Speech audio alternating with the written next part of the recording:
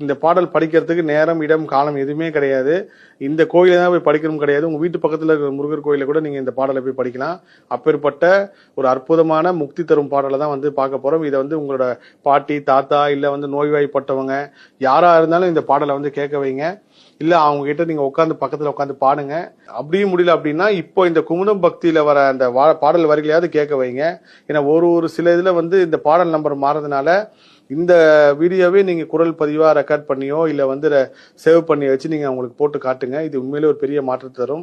அந்த பாடலோட வரிகளை நம்ம பார்ப்போம். இத்தரணி மீதி பிறவாதே, எத்தரோடு கூடி களவாதே, முத்தமிழை ஓதி தளராதே, முத்தியடி ஏனி கருள்வாயே, தத்துவமை ஞான குருநாதா, சத்த சுரூபா புத்தமுதோனே, நித்ய கிருதா நற்பெருவாழ்வே, நிறுத்த ஜெகஜோதி பெருமாளே.